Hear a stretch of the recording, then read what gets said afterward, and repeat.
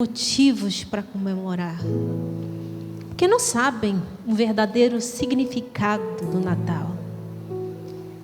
Porque quando eu falo em Natal, eu falo de vida. E quando eu falo de vida, eu penso em Jesus. E toda vez que eu penso em Jesus, a minha alma se alegra, o meu coração regozija. Então que nesse momento de louvor você possa abrir seu coração e agradecer ao Filho de Deus que desceu a este mundo, nasceu como homem, para que hoje você estivesse aqui.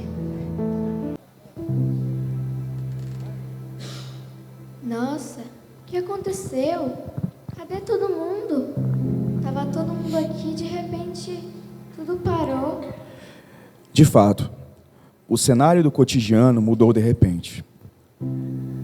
As pessoas sempre muito atarefadas, ora em busca de recursos, ora gastando os mesmos recursos na compra de satisfação pessoal insaciáveis, agora foram obrigadas a uma pausa vital. Esse ciclo vicioso da vida por agora cessou. A busca frenética acalmou, ao menos por enquanto. As ruas, outrora sempre povoadas, agora foram sitiadas pelo medo, pela incerteza. A pulsão de morte tomou conta dos corações. Por causa desta tragédia que apavorou a humanidade inteira, muitos haverão de falar de um tempo em que um vírus mortal isolou as pessoas em suas casas, e muitos sucumbiram a este terrível mal. Até alguns dos nossos irmãos, alguns daqueles que se congregavam conosco, hoje já não nos acompanham em nossos cultos. Puxa, de fato tudo isso é muito triste. Mas os nossos irmãos que partiram, agora já descansam nos braços do Senhor. E a Bíblia diz que são os vivos que louvam. E Isaías diz, só os vivos podem louvar. E nós somos a igreja viva do Deus vivo. E mesmo que em momentos difíceis e separados, estamos unidos em Cristo. E o nosso louvor jamais deve parar. Já há tempos estamos reclusos e separados. Mas em nenhum momento esqueçamos que o nosso louvor deve subir ao trono da graça de Deus, pois somos seus filhos amados, e nada poderá nos separar do seu amor em Cristo Jesus. Portanto, louvemos a Deus essa noite, pois o seu reino já está entre nós.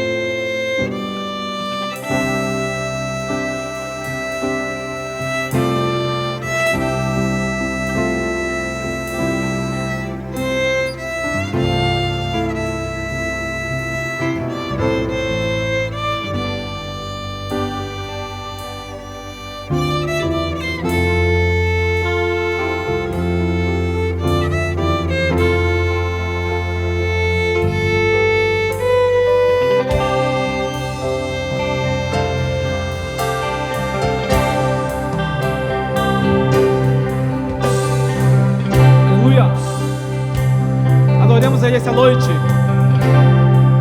porque o nosso Deus está aqui,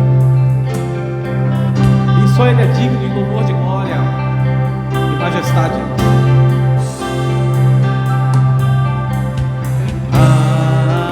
Aleluia,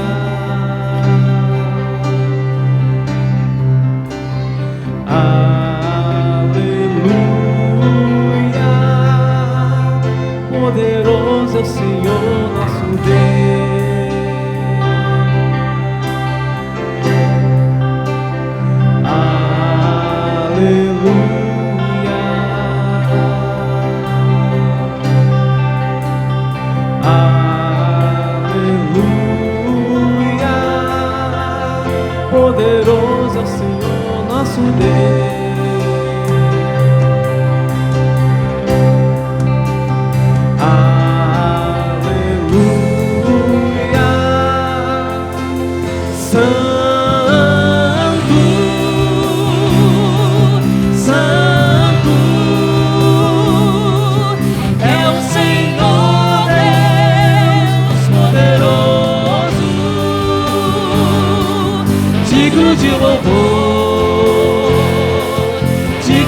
louvor. Tu és santo, santo, é o Senhor Deus poderoso, digno de louvor, digno de louvor.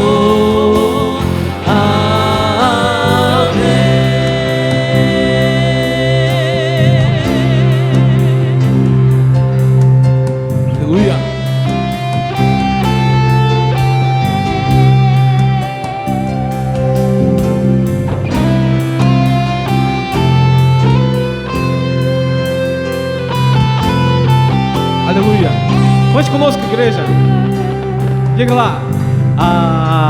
Aleluia.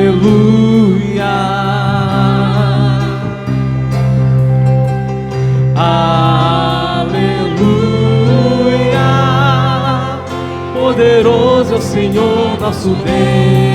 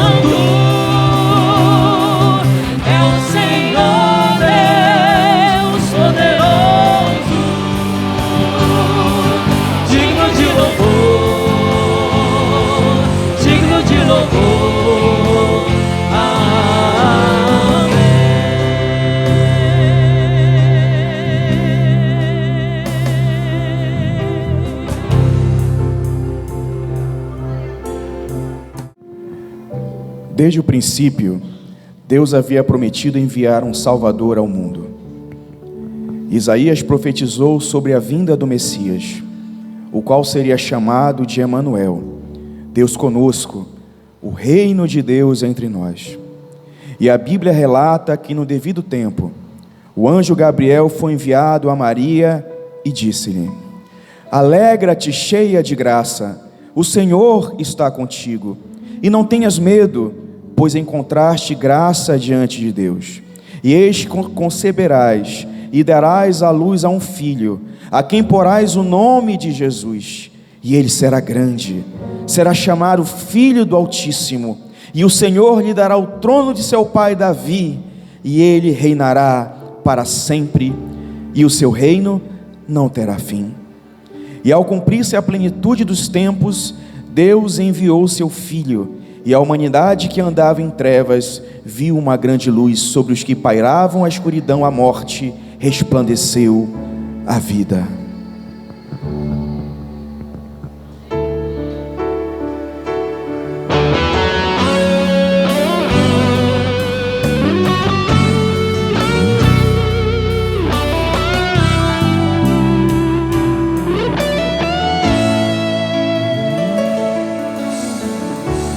Rei dos reis, aqui estou, rendo a ti o meu louvor e adoração, pois tu és Deus, acima dos céus, acima de nós.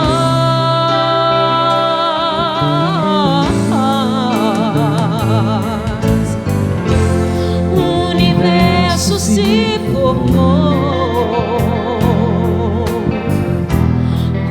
a tua voz, o mundo inteiro veio a existir. Verbo de Deus, princípio e fim.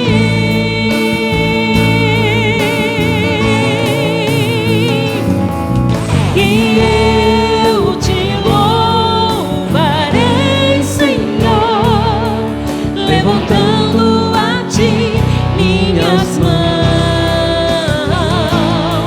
com canções de amor te exaltarei, ministrando com meu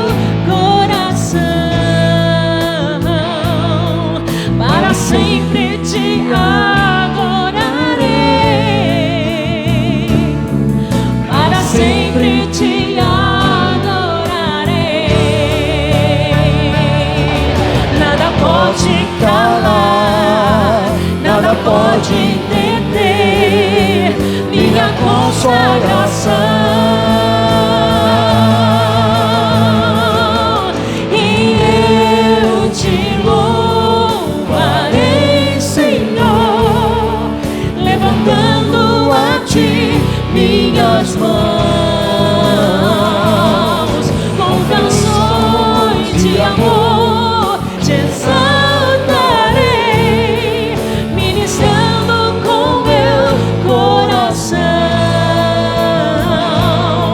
para sempre te adorarei, para sempre te adorarei.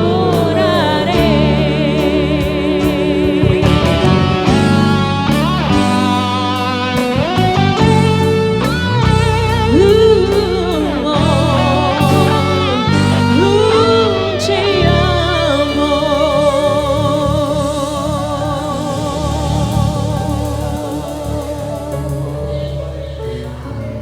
Porque um menino nos nasceu, o Filho de Deus nos foi dado, e a autoridade está sobre ele. E ele será chamado Maravilhoso, Conselheiro, Deus Forte, Pai da Eternidade e Príncipe da Paz. Por isso, regozijemo-nos na presença de Jesus, o Filho de Deus, pois o tempo foi cumprido e seu reino agora está entre nós.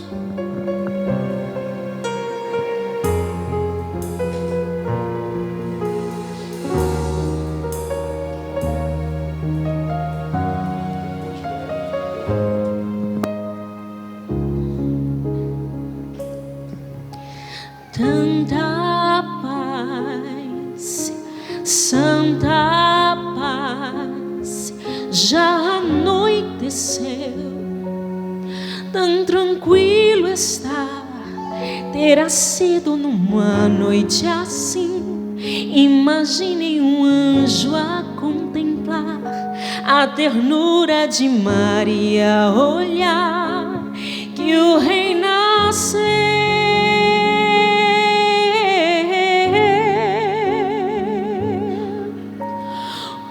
De nós, menino Deus nasceu, Deus se fez um de nós. Que amor grandioso,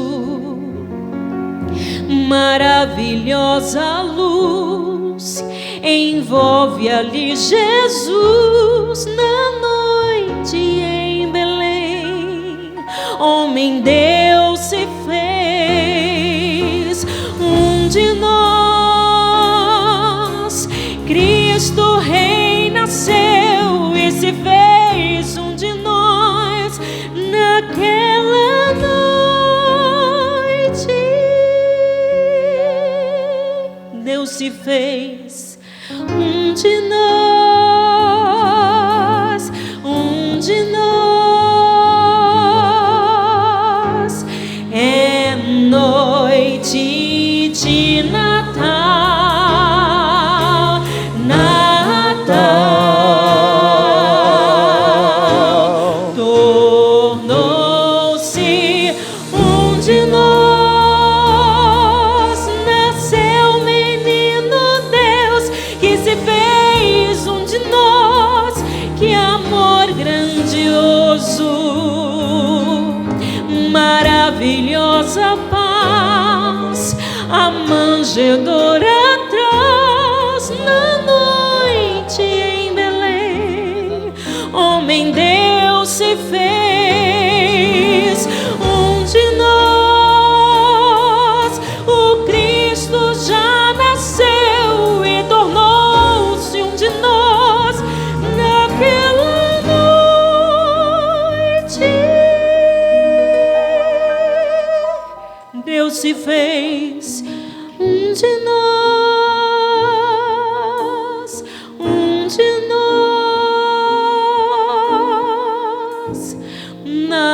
Natal é manhã.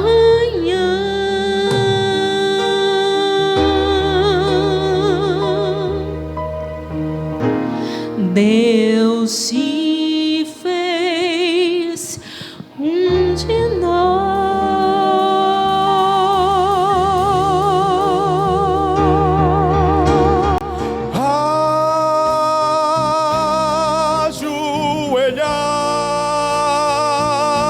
Ajoelhai, ouvi a voz dos anjos. Natal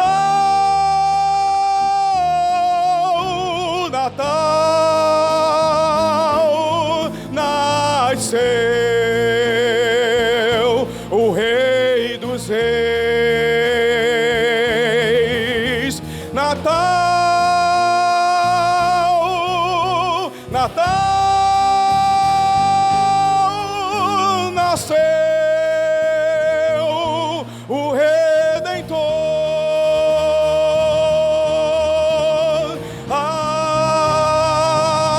Ajoelhai, ouvi a voz dos anjos. Natal, Natal, nasceu o vosso Deus. Natal, Natal,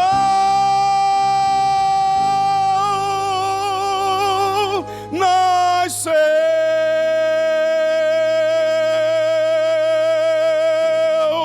o Redentor.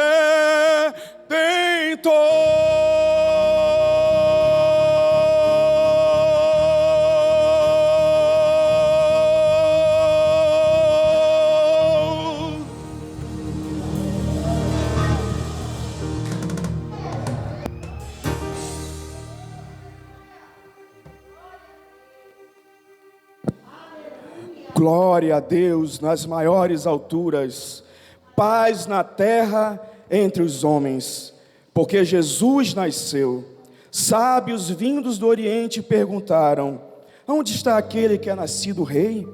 Vimos sua estrela desde o Oriente e vimos oferecer-lhes presentes e a prestar-lhe nossa adoração. Portanto, adoremos todos juntos, pois Ele é o nosso Salvador, é a nossa esperança, é o prometido de Deus que veio salvar a humanidade de seus pecados.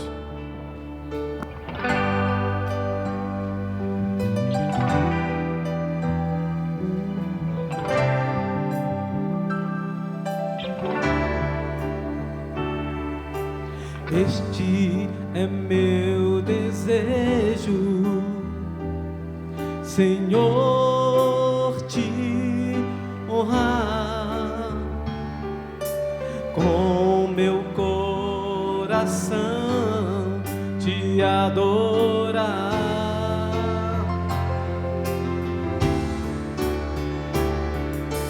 Tudo que há em mim te dar louvor, só a ti adoro, meu Senhor.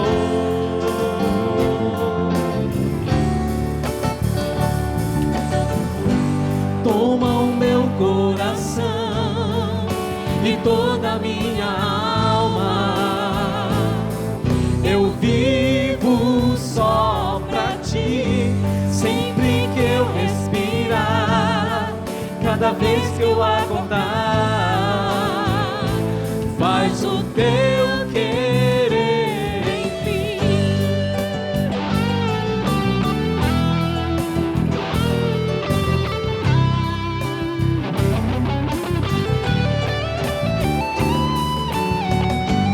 Toma o meu coração e toda a minha alma, eu vivo só pra ti, sempre que eu respirar, cada vez que eu acordar, faz o teu querer em mim. Toma o meu coração e toda a minha alma, mas eu vivo só pra ti, sempre que eu respirar, cada vez que eu acordar,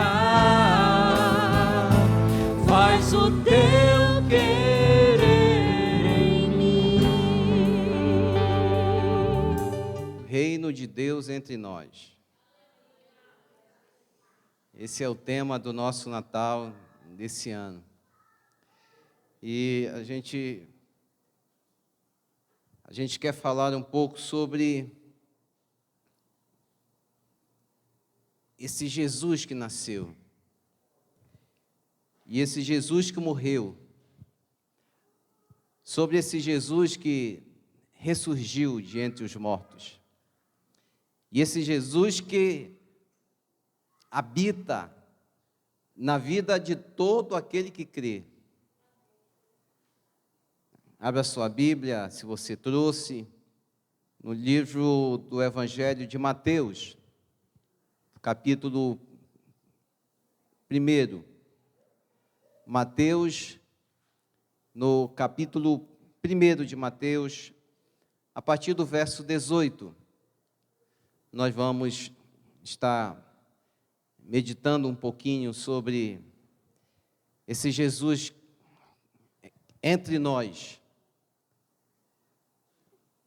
Mateus, verso 18, diz assim: o nascimento de Jesus Cristo foi assim.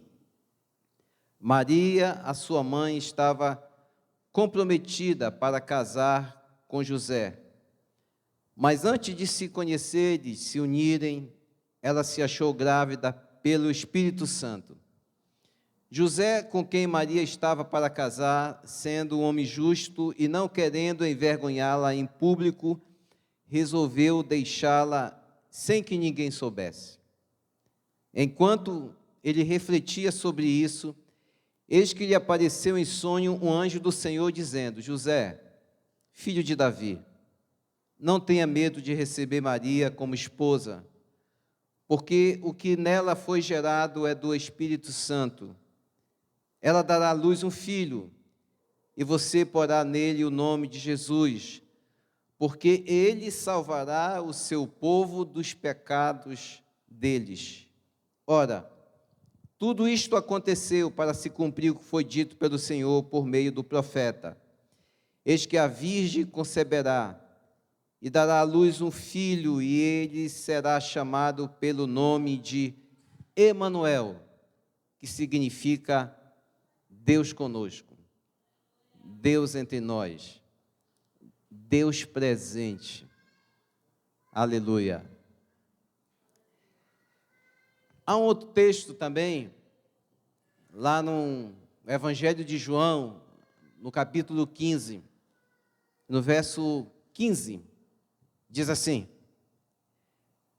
já não chamo vocês de servos, porque o servo não sabe o que o seu senhor faz, mas tenho chamado vocês de amigos, porque tudo o que ouvi do meu Pai, eu lhes dei a conhecer. Senhor, revela-nos a Tua palavra, dai-nos, Senhor, conhecimento, para que possamos sair daqui, Senhor, mais maduros, mais conscientes, mais convictos da decisão que tomamos quando recebemos a Ti como nosso Salvador. Aqueles que ainda não Te conhecem, aqueles que ainda não Te receberam, que nessa noite a Tua palavra fale profundamente a cada coração e todos possam chegar ao pleno conhecimento da verdade. Assim oramos e assim Te agradecemos em nome de Jesus. Amém e amém. Qual o significado do Natal? O que nós ganhamos com o nascimento de Jesus? Qual a importância que isso nos trouxe de benefícios? Porque todo ano se faz festa, todo ano se celebra, não é mesmo? Todo ano se anuncia o Natal, o nascimento de Jesus, mas por que o mundo não muda? Por que as pessoas estão mais egoístas, estão mais desesperançosas na vida? Por que aumenta o suicídio? Por que há um alto consumo de remédios antidepressivos? Por que tudo isso? Por que são muitas perguntas que a gente faz e que às vezes a gente macula, né?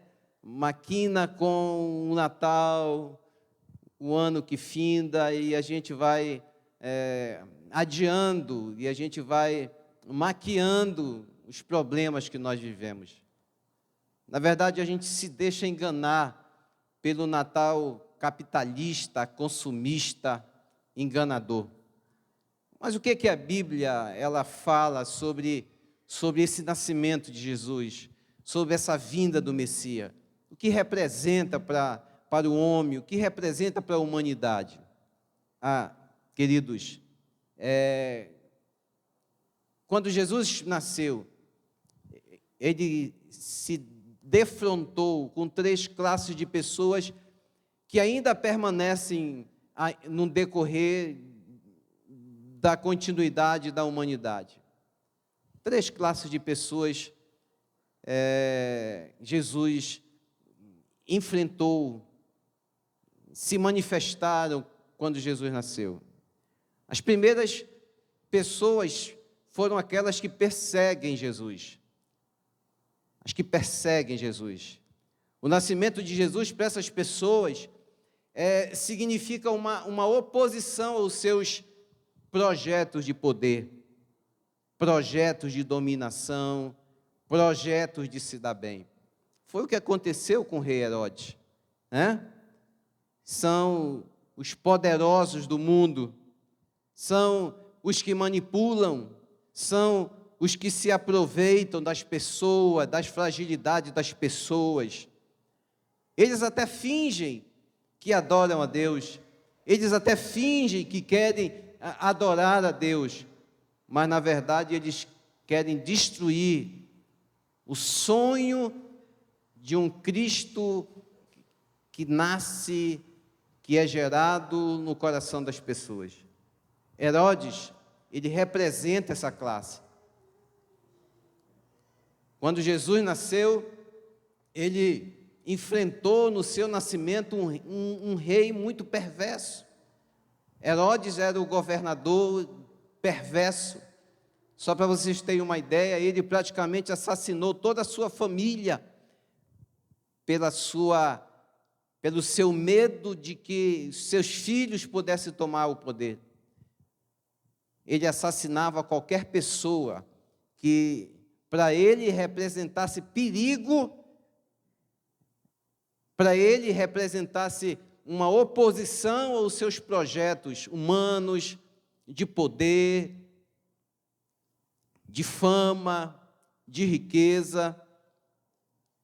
E ele, quando os magos chegam e perguntam onde estava o Messias, o rei dos judeus que tinha nascido, interessante é que, vejam só como essa pessoa, ele é interesseiro e preocupado com seu projeto de poder, porque ele vai inquirir os magos, ele chama os magos, ele diz, olha, vocês vão lá e vocês vejam onde está esse rei dos judeus, o que nasceu, que eu quero adorá-lo também. Então, ainda hoje nós encontramos essa classe de pessoas.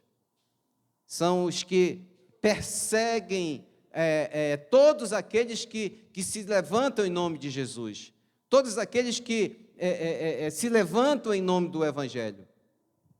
A segunda classe de pessoas que Jesus, quando nasceu, enfrentou e ainda hoje é muito evidente, são os indiferentes.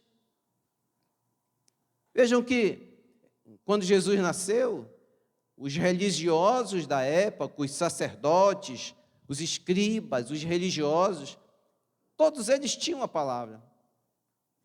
Todos eles tinham uma ideia de quando nasceria o Messias, o rei que viria libertá-los. Todavia, eles estavam indiferentes. Por quê? Porque os seus projetos também de poder, os seus projetos religiosos, entre aspas, estavam dando certo. Os romanos dominaram Israel, o povo judeu, mas eles permitiram que os religiosos, na verdade, eles tinham até acordo com as autoridades, os sacerdotes, eles tinham acordo com os líderes religiosos.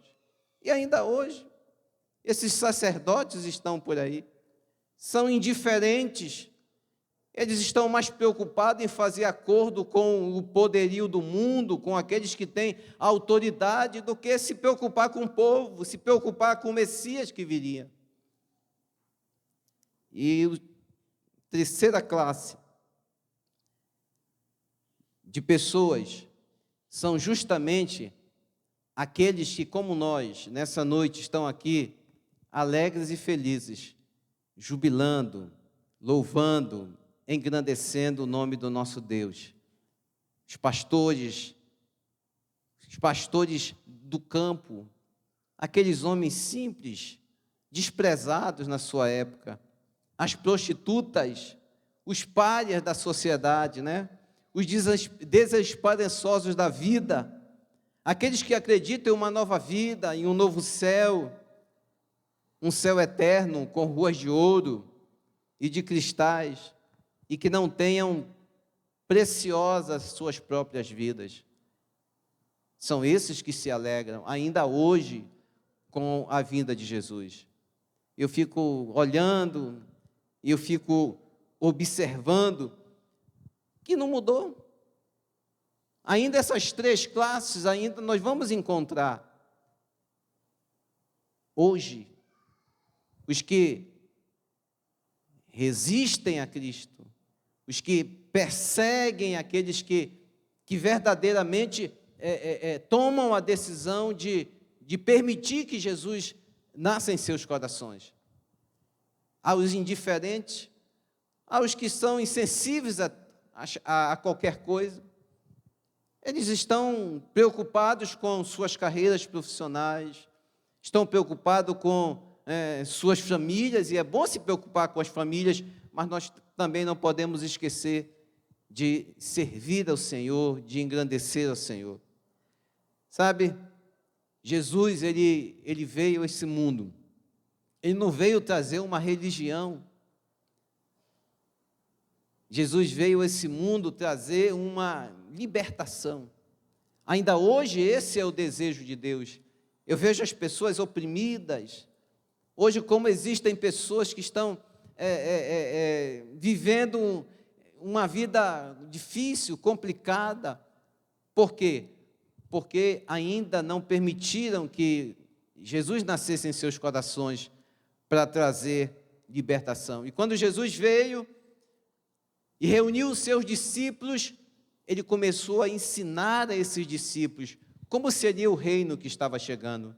Porque os judeus, o que eles aguardavam? Eles aguardavam um Messias guerreiro, eles aguardavam um Messias que fosse libertá-los do poder de Roma, que fossem fazer com que eles se tornassem livres. Todavia, Jesus nasceu, Jesus viveu, e Jesus trouxe não um poderio bélico. Jesus não veio libertar o homem da opressão no sentido de domínio de reinos. Não. Jesus veio trazer uma nova vida, uma nova mentalidade. Olha o que Jesus diz lá em Mateus, no capítulo 20, no verso 25. Ele diz assim, até o 28, então Jesus chamando-os disse, olha, eu vou dizer uma coisa para vocês, sabei que os governadores dos povos os dominam, e que os maiorais exercem autoridade sobre eles. Não é assim entre vocês, pelo contrário, quem quiser tornar-se grande entre vocês, será aquele que vos sirva. E quem quiser ser o primeiro entre vós, será vosso servo. Tal qual o Filho do Homem, que não veio para ser servido, mas para servir e dar sua vida em resgate por muitos. Que tipo de reino é esse? é um reino que vai contra tudo aquilo que a gente pensa. O reino de Deus entre nós é um reino que vai na contramão do mundo. Por quê? Porque nós vivemos, queridos, em um mundo de dominação. Queira ou não queira, nós vivemos num mundo de dominação. É um domínio financeiro. Somos dominados, né, pelo sistema financeiro opressor. É um domínio, muitas vezes, conjugal, onde não há uma harmonia entre os lares, onde há uma influência do mundo, da carne, para que não haja harmonia entre os cônjuges. E o reino dos céus, ele vem contra tudo isso. Ele vem para trazer a harmonia, ele vem para trazer a paz, ele vem para proceder a mudança necessária para que um homem viva verdadeiramente em paz. O pecado, ele escraviza o homem de diversas maneiras. E Jesus, ele nasceu para mudar esse quadro. Quando Maria vai visitar a sua prima Isabel, e lá ela canta um cântico. Eu achei interessante falar um texto desse cântico, porque diz um pouco do que seria o reino de Deus entre nós. Diz um pouco da maneira como nós deveríamos viver esse reino. Ela diz o seguinte, lá em Lucas, no capítulo 1, no verso 51 e 52, ela diz assim: agiu com seu braço valorosamente, dispersou os que no coração alimentavam pensamentos soberbos. Olha aí, é o reino de Deus, é Jesus chegando, é Jesus se manifestando. Ele agiu contra esse braço valorosamente. Ele dispersou os que no coração alimentavam pensamentos soberbos. E ele derrubou do seu trono os poderosos e exaltou os humildes. Louvado seja o nome do Senhor. Esse tipo de reinado, esse tipo de Deus, não é bem aceito. Não é bem aceito. Porque a nossa mentalidade humana é de poder terreno. A nossa mentalidade terrestre, é de se dar bem na terra. Todavia, o reino de Deus, o reino que Jesus veio trazer, é um reino onde nós precisamos negar a vida terrena para poder viver a vida eterna, a vida espiritual. Enquanto a nossa mente estiver cheio de que Jesus veio, nasceu também nos nossos corações, e Ele vai fazer com que conquistemos esse mundo, fazer com que nos subjuguemos sobre as pessoas. Enquanto nós estivermos com esse pensamento, o cristianismo que nós vivemos, o cristianismo que nós conhecemos, sempre será deficitário, sempre será um cristianismo que não vai alegrar o nosso coração, porque não é dessa maneira que Jesus nasceu e veio com o seu reino entre nós. Veja, agora, a minha palavra não é longa, mas eu quero concluir com um processo de relacionamento de Deus com o homem. Preste bem atenção. Quando ele chega, ele convoca os seus discípulos, e ele pede para os discípulos o seguirem. E lá no capítulo 13 de João, no verso 13, ele diz assim: vocês me chamam de mestre e de Senhor, e tem razão, pois eu sou mesmo o mestre de vocês e o Senhor de vocês. Aí, no livro de João ainda, no capítulo 12, no verso 26, um pouco antes, ele diz o seguinte: quem quiser me seguir, siga-me, e onde eu estiver, ali também estará esse meu servo, e o meu Pai honrará todos os que me servem. Veja que, no primeiro momento, o relacionamento de Deus com os homens, de Deus com os discípulos, é um relacionamento de Senhor e servos, de mestre e discípulos. Mas não era isso que Jesus queria. Não é isso que o reino de Deus quer fazer na terra, quer que os homens conheçam, não é esse. Vamos adiantar um pouquinho mais? Aí, no livro de João, no capítulo 15, no verso 15, o texto que nós lemos, diz o seguinte: já não vos chamo servos, porque o servo não sabe o que faz o seu senhor, mas tenho-vos chamado amigos, porque tudo quanto ouvi do meu Pai, vos tenho dado a conhecer. Olha o estreitamento, olha o aperfeiçoamento desse reino. Reino chega e as pessoas se consideram servos, se consideram apenas servos desse reino. Jesus pega esses servos e ele transforma em seus amigos. Ele vai criando intimidade com aqueles que permitem que ele nasça em seus corações.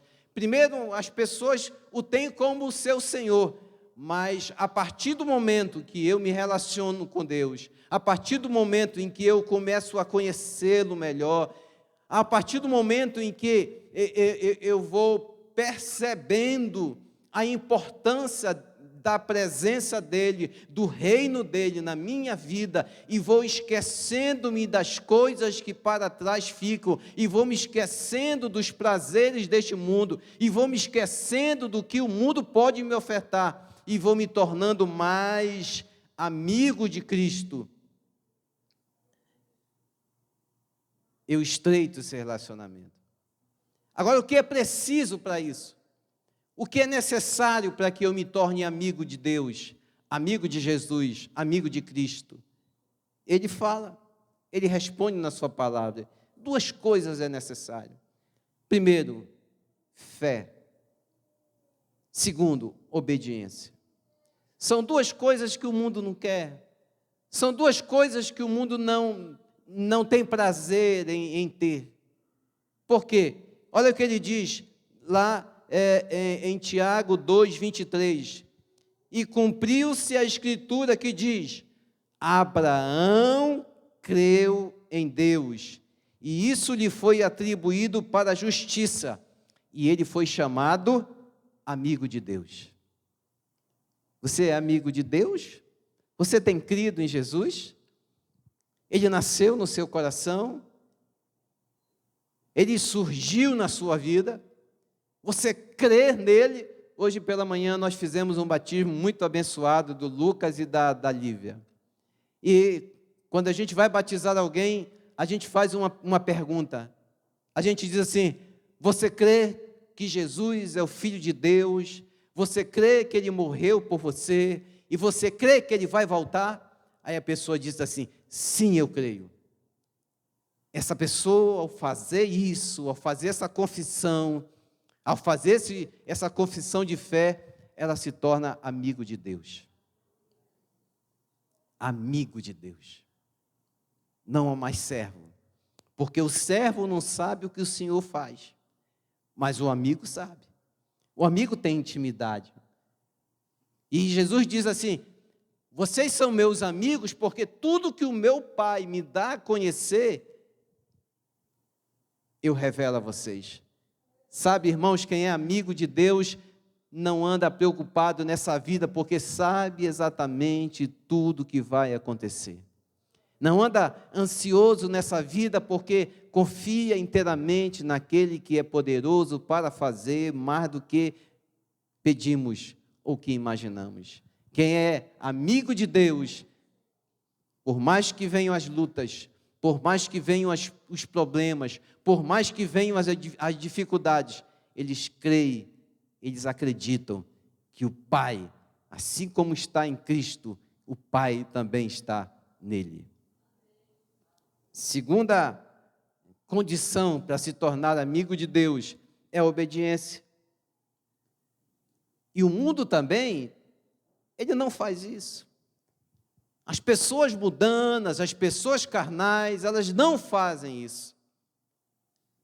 Jesus está nascendo. Todo Natal é relembrando o nascimento. Mas enquanto nós não crermos em Cristo como Filho de Deus, como o Salvador enviado, a nossa vida não vai mudar. Nós não vamos nos tornar amigos de Deus. Tem muita gente que passa muito tempo na igreja, depois desiste da igreja, porque não se tornou amigo de Deus. Porque o Evangelho lhes pesou, porque o Evangelho foi um fardo, porque para eles o Evangelho era um serviço, enquanto fazia uma coisa, estava, depois que não faz mais nada, deixou. Não, amigo tem tempo que trabalha com seu senhor, com seu amigo, mas amigo também tem tempo que descansa com seu senhor, com seu amigo. Amigo tem tempo que chora com os que choram, amigo tem tempo que ri, que se alegra com os que se alegram. Torne-se amigo de Cristo, porque Ele quer ser seu amigo. Mas para que você se torne amigo dele, você precisa primeiro crer nele. E segundo, João capítulo 15, verso 14, vocês são meus amigos, se vocês fazerem o que eu lhes ordeno. Só pode ser amigo de Jesus se a gente viver o que ele diz, se a gente praticar o que ele fala na palavra. Por quê? Porque é ele. A palavra é Cristo e Cristo é a palavra. Não dá para separar Cristo da palavra. Eu não posso adequar a palavra à minha forma de viver. Não posso. Porque a palavra é Cristo e Cristo é a palavra. Eu não posso ser amigo de Jesus e ser contrário à palavra de Deus. Não posso. Eu tenho para ser amigo de Jesus, eu tenho de andar conforme aquilo que ele fala, aquilo que ele ordena, aquilo que ele diz. E a Bíblia diz que fazer isso não é doloroso, não é difícil. Não é. É fácil. É simples. Por quê? Porque eu já criei.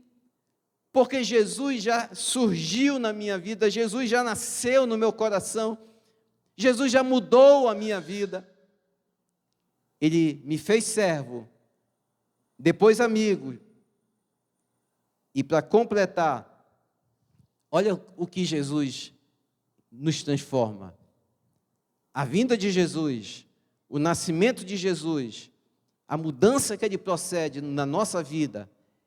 João capítulo 20, verso 17, disse-lhe Jesus, não me retenhas, porque ainda não subi ao meu Pai, mas vai a meus irmãos e dize-lhes, subo para o meu Pai e vosso Pai, para meu Deus e vosso Deus. Aleluia. Não é mais servo, não é mais amigo, é irmão. É irmão de Jesus. Ele mesmo diz, olha, subo para o meu Pai e para o vosso Pai. Subo para o meu Deus e para o vosso Deus. Louvado seja o nome do Senhor. Deus processa na nossa vida uma transformação.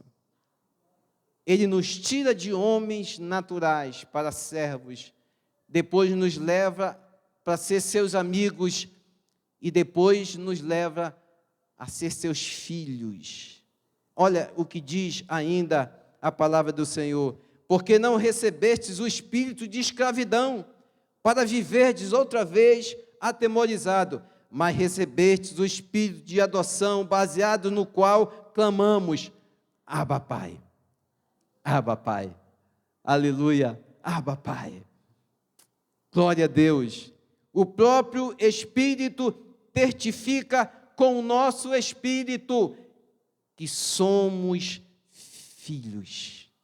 Somos filhos de Deus. Filhos de Deus. Não mais servos, não mais amigos, mas filhos. Louvado seja o nome do Senhor. Ainda Romanos 8, 15 a 17 diz, ora, se somos filhos, olha o que ele nos leva. Somos também herdeiros, herdeiros de Deus e co-herdeiros com Cristo. Detalhe, se com Ele sofremos, também com Ele seremos glorificados, louvado seja o nome do Senhor. Deixa eu perguntar uma coisa para vocês. Nesse mundo Cristo sofreu? Sim ou não? Nós somos do mundo. Nós vivemos no mundo. Sofreremos com Ele. Teremos momento de dificuldade. Teremos momento de tristeza. Pecaremos ainda, sim, ainda pecaremos. Sofreremos. Passaremos por angústia. O Evangelho da prosperidade não diz isso, mas o Evangelho de Cristo, ele fala exatamente isso, para que nós possamos ser herdeiros dele, de desfrutar da glória dele, nós também precisamos sofrer com ele aqui. É óbvio, ele é o nosso amigo, ele passou aqui e sofreu, ele passou aqui e foi injuriado, ele passou aqui e as pessoas o crucificaram. Nós também enfrentaremos as mesmas dificuldades, as mesmas lutas, mas nós também venceremos da mesma forma que ele venceu, porque nós não somos mais apenas servos e nem somos apenas amigos, nós agora somos filhos e também somos herdeiros com ele, aleluia, daquilo que Deus tem preparado, aleluia. Para concluir, Apocalipse, no capítulo 21, no verso 6 a 8, diz assim, disse-me ainda, tudo está feito. Depois de Jesus vir e completar a sua obra, e cumprir com aquilo que o Pai o ordenou para que fizesse, ele diz assim, tudo está feito, eu sou o alfa e o ômega, o princípio e o fim. Eu, a quem tem sede, darei de graça da água da vida. E por fim, ele vai dizer para você, você que um dia permitiu que Jesus nascesse na sua vida, você que um dia permitiu que ele promovesse a mudança, a transformação, e essa transformação e essa mudança, às vezes é muito repentina, mas às vezes ela é demorada, mas essa mudança vai acontecendo dia após dia.